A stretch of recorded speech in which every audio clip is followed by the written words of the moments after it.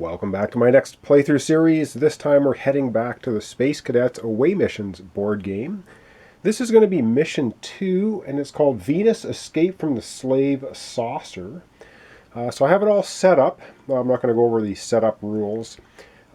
The gist is we are locked here in the slave cells, which we have now been able to escape from, and we have to find the elevator, which is one of the 6 outer hexes here is the elevator, which we're trying to get to and escape. We have to rescue 6 thalls in the game before we make our escape. And we start off with, of course, no equipment because we're in the slave cells. But we do have items in the inner circle. And there's some special rules for the mission, but I'll kind of go over that as we play. I don't think I'm going to go into too big a detail. I've done a playthrough of the first mission, if you want to see sort of how the game plays and such. But I think I'm just going to kind of get into it. So I'm going to read the intro here. We're going to take a look at the 2 characters we're using. I'm using First Officer Andy Fletcher, Professor Russell Pelham, and we'll look at them in a second here. And well, actually we'll do that first, then we'll read the introduction, and then we'll get into some gameplay. Alright, so the first of our 2 Rocket Patrol characters we're playing in this playthrough is Professor Russell Pelham. And I've already determined that he's going to be going first. He has 4 hit points. When you're playing a 2-player game, you have 6 oxygen cubes. His overkill option is called Override.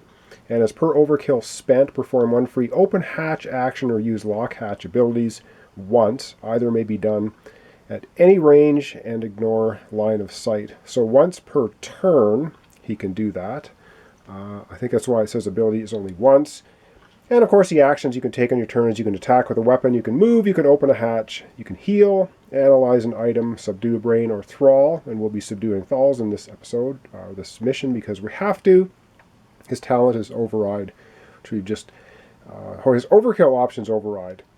His talent is Override. He can use once per game turn as an action, and that's to open a hatch somewhere on the board. His free actions: pick up item, use gear, exchange items, O2 with another character. So I'm just going to do 2-player. Don't know how difficult it's going to be with 2 players. This is a very difficult mission to complete, but we will see how it goes. So that's our first character. Let's take a look at our second one now. First Officer Andy Fletcher. Okay, so Andy Fletcher, she's going to be going second, and you determine this at the beginning of the turn, but I kind of did it now. Oh, and the other thing I forgot to mention is both the Professor and Annie have 2 regular action points and a non-combat action point. So a non-combat action point is exactly what it sounds like. You cannot use an attack or combat action with this token. So that's for opening hatches, analyzing items, healing, that kind of thing. Again, she has 4 hit points, 6 oxygen, same as the Professor. Her overkill option is move out. Per overkill spent, she can give 1 free move action to self or Rocketeer in the same tile. And they have to be in the same tile. The move action must be used immediately. And so again, the actions are all the same as the Professor, and the free actions are all the same because this is just printed on all of the character cards. The game comes with 6 characters. You can play it from 1 to 6, I believe, but I'm going to be playing with 2. Like I said, I'm not going to go really over the rules. I'll go over the specific rules for this scenario once we read the introduction, and then I think we're just going to get into the gameplay and see what happens from there. So this is Mission 2, Venus, Escape from the Slave Saucer. So this is a report from Captain Ben Riggs. Never liked crowds, never had a fixed address, always roughing it in the space routes, deprived of even basic civilities. I ran settler convoys as far out as Neptune, worked as a pilot flying civil defense against the Belter pirates, and most recently on Venus, assembling a fleet of big tankers for the Jovian moons. Let's say it's a job with unpredictable hours, and it's toughened me up. So I have that background to thank for being able to fight off the alien drugs and open my eyes in those slaver cells. What I saw changed everything forever. It was a demented people factory with gassy green aliens throwing switches, 100 thoughts at once, but I had to act, not think, if I wanted to survive. No time to stand in awe at the scale of the operation, to ponder the horrific science that reduced human civilians to mule thalls, to wonder if, a lifetime ago, it was kidnappers such as these that stole away my little Becky. Instead, only a bare instant to slap a fellow inmate awake, snatch up a crude cudgel, and together flee to raise the alarm, to arrange some sort of rescue. But we couldn't leave all those poor people behind, honest, hard-working folks like you and me, enslaved to these gibbering creatures. We pulled the cybernetic control clamps, what we call wire these days, from a couple of thralls, and got them to follow us. A few even snapped back to their old selves and helped the escape. Freed as many of the poor devils as I could. But the aliens closed in and we had to flee or be recaptured. That was the day we founded the Rocket Patrol and dedicated it to freeing all the human thralls in space. We'll get them all back, or my name isn't Ben Riggs. So that's the setup for the episode. And what we need to do to complete the episode, or the mission, is we need to rescue 6 thralls, 6 or more, and then we need to find the elevator. And there are 6 outside hexes. One of them is the elevator, so I've just put the elevator off to the side because we're using tokens, and 5 of them are decoys. One of them really is the elevator, and that's where we're trying to get to. So I'm not going over all the rules in detail, but let's just go ahead and start playing, and you'll see the rules in action as they happen. And if I mess things up, I'll try and leave notes and also check the comments of my playthroughs, because there are sometimes rule corrections and clarifications in there as well. All right, so let me back out a little bit of the camera here, and let's begin with Mission 2, Venus, Escape from the Slaver Saucer. So up first is going to be Professor Russell. So the first thing we do on a turn is we're going to do a scan action. So he is the number 1. He performs a scan. Well, what does that mean? We have to flip over the closest non-flipped over tile. So let's go back to the board and we will have that happen. All right, so the closest tile to the professor right now, he's the one with the blue base, and first officer here is the one with the orange base. So any one of the 6 inner tiles is, of course, the closest to him. And so let's pick one that has some of these Rocketeer tokens on it. So let's pick this one right here. It has an alien token, it has Rocketeer token, and we'll explain some more of the other special rules. Now this arrow is pointing north, so when we flip these tiles over, we orient them so that all of the arrows are pointing in the same direction. So we flip that over, and the Rocketeer item that we find in this room is the headset. Now the headset is usable only by the first officer right here. And so she will be collecting that, I believe. And we have an aliens token. Now the special rules for this scenario is the aliens token. The first alien mentioned on this token must be a thrall. And then you place the other ones as per normal. So if we look at this token, we have 2 saucermen, a bug, and we have power out. So we have a lot of activity here. But instead of 2 saucermen, we're only going to get 1 of them, because the first one's going to be a thrall. And yes, I crudely painted some yellow paint on my thralls just to make them easily recognizable as thralls versus the saucermen, which are in total green. Because when you get a whole pile of minis on the board, sometimes the thralls and saucermen look very similar. So that's why I gave these a light brush coat of yellow.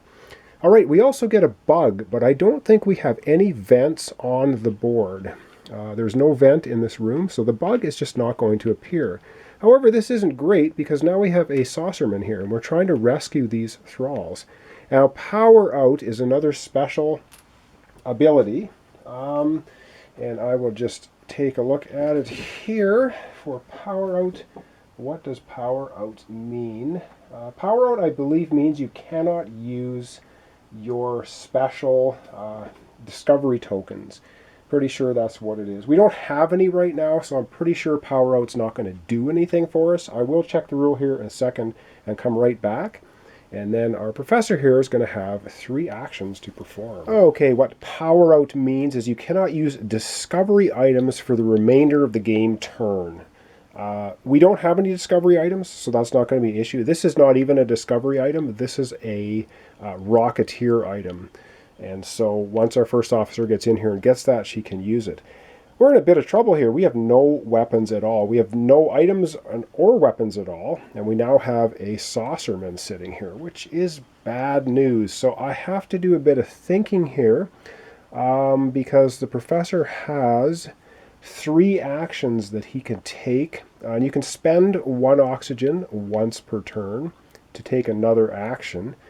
But that's all we've seen so far. So this is going to be a little tricky. Let me do some thinking about this, and we'll come back with the professor's actions. Well, okay. So for an action, a non-combat action, first thing the professor is going to do is he's going to open this door. So now the hatch is open, and it will remain open until the end of the alien's turn, which comes up after both of our Rocketeers have had all of their turn. For his second action, he may as well move into the same space as the Thrall and the Saucerman and the headset. He's not going to pick the headset up, though, because only the first officer can use it. It doesn't do anything for him, so it's kind of a useless item at the moment. And for his third action, he will attempt to rescue the Thrall. And how does that work again? I have to check the rules. He's basically going to try and rescue the Thrall, and then that will be his last action. All right, how he subdues the Thrall is we look at his IQ number. He has an IQ of 5, so he would be rolling 5 dice to try to subdue the Thrall. And how that works is when you get a success, you subdue him. If you get an overkill success, we would actually rescue the Thrall. But we'll worry about that when it happens. Now, I'm using the tomb dice again because they have 3 sides on them have an axe, and the other 7 sides have nothing. And so in this game, successes happen on a 1, 2, 3. I just happen to use the 10-sided tomb dice. For easy reference, instead of using 10-sided dice with numbers on them, which I find a little trickier to do. So we're going to go ahead and we're going to go to the dice tray. We're going to roll 5 dice for the professor who is trying to subdue the Thrall and possibly rescue him. So let's roll them dice and see. And I think I did mention this is a really hard scenario to try to beat, but we're going to give it a try. All right, he's going to try and subdue his first Thrall. Come on, let's get some axes. Oh my lord. Did he? I got 4 successes, which means he had 1 success and 3 what they call overkills. Wow, I'm going to have to do a bit of thinking here. Well, the first thing is the first the first success subdues the Thrall. So the Thrall has been successfully subdued, and when we subdue a Thrall, we get a wire out of the Thrall. We need 6 of these to win. We need 6 of them, and we have to find the elevator to win the mission. So that was... Now, the second overkill ability can be used to rescue a Thrall. And so what that means is the professor's going to get one of these cards, and we'll just give it a quick shuffle. And this is actually the Thrall that has been rescued successfully. And we'll see which one he got. So he gets... Who did he rescue? He rescues the scientist, who would have 2 things. Fascinating. +1 overkill for any successful IQ action. Spend charge after rolling. So the scientist is going to be joining the professor. Well, how appropriate. So there you have that. We still have 2 more overkill successes. So let me take a look at his options and come right back to process those final 2 overkill options. Okay, well, I took a look at his options, and the only thing he can spend overkill on was he's already rescued the Thrall. The only thing he can do is his override ability, so he can open a hatch or he can lock a hatch anywhere. But I don't think he wants to lock the hatch behind him because we want the first officer to come in here and pick up her headset. So locking the hatch behind her would be a bad move. He could spend an oxygen to take 1 more action, and I don't know if that's even worth him doing. I think we're just going to leave him there. And so basically that is his turn over with. And up next, we're going to have First Officer Annie Fletcher. And we'll take one more look at what we're going to do with her, and then I'll be right back to have her go. Okay, so of course the first thing we have to do on a character's turn is they're going to take a scan action. It's mandatory. So she must open or reveal the closest tile to her. So again, she has a choice of any of them, but I think she's going to take this one here. So it's going to have an alien token. The first one will be a Thrall. There's going to be a Rocketeer item there. Let's hope it's a laser gun, something she can shoot with. And we're going to orient the tile this way. And so what do we have for aliens in here? Let's hope it's, we have a Saucerman, a Thrall, and a Leech. So we're actually going to get 2 Thralls and a Leech. And the Rocketeer item is tools. Oh, yay. Tools. We need... Now, 2 of these are laser guns. All right, let's get the Thralls back in here. So we're going to have 2 Thralls here. But we're also going to have one of these lovely bugles, leeches, is also in here. All right, we're in a bit of trouble, I think, until we can find some weapons. But this is, yeah, I don't know. This is not great, but this is the way this scenario goes, apparently. It's very difficult. All right, well, we have to think now about First Officer Annie Fletcher's 3 actions. She has 1 non-combat action that she has to perform, or she will perform, and she has 2 other regular actions, which can be any action. So I don't know what she wants to do. I have a feeling we want to leave this hatch closed so that this guy can't move through here, and the Thralls can't move either. So let me do some thinking, and we're going to come back with Annie's moves and actions. Okay, did some thinking, and so Annie has 3 actions she can perform, of course. So her first non-combat action is going to be to move into the space here with the Professor, the Saucerman, and the headset. Now, as a free action, she gets to pick up the headset, and the headset belongs to her. And so let's go ahead and find that card, and I'll show you what the headset does. So this is the headset here, if we can see it clearly.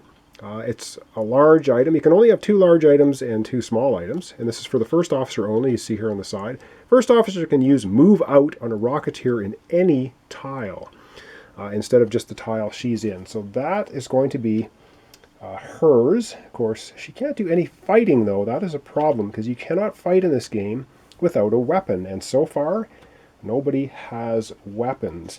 So she has 2 actions left, and I don't even know what she wants to do. She's kind of, I don't know, because we can't attack with weapons. We really don't want to open the hatch to this room, because as soon as we open either of these hatches, these the Thralls and the what the heck do we call those things? The Space Leech can move, and we want them kind of stuck in that room at the moment. I do believe that's how we want to do it.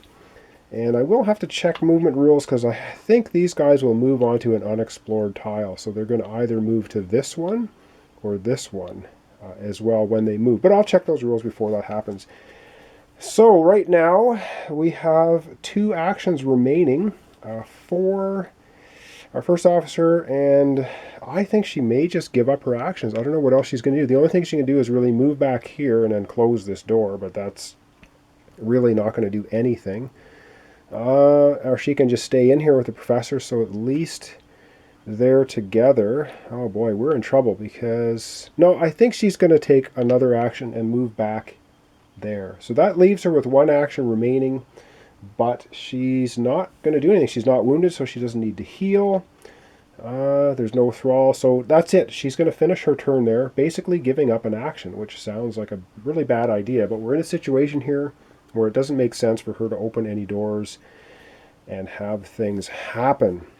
All right, that concludes our Rocketeers' turns.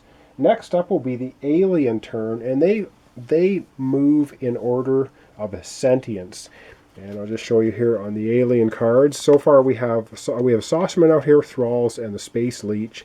And you can see we have a third, fifth, and sixth. So the Saucermen are going to act first. So we're going to come right back. We're going to process the alien's turn.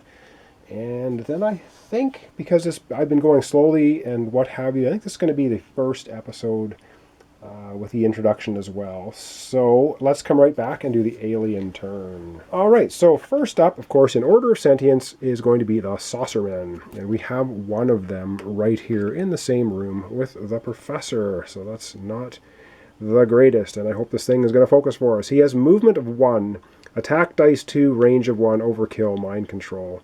So he can move and attack through closed hatches. Okay, he can move and attack in the same turn. Saucermen moved by the leader cannot move again in the same turn. So that basically tells you what's going to happen. He basically is going to attack the professor. He's right in the same room. He's going to roll 2 dice. He's going to try to hit him. The first hit will do 1 wound. The second hit will be an overkill. If he gets 2 hits, he only has 2 dice. So let's go to the dice tray. Roll up those 2 dice and see what I write. Saucerman attacking the professor and doesn't get any successes. So it means the professor must have been pretty crafty and dodgy in there. The saucerman misses. Up next will then be, I believe, the thralls. All right, so looking next in the order, and it's really cool, so you can see saucerman, thrall. All right, so up next is the thralls. And what do the thralls do? Well, they have a movement of 1. They have 1 attack die. They have a range of 0, which means they're just melee. Overkill effect not applicable, and not applicable because you only roll 1 dice. They cannot be attacked.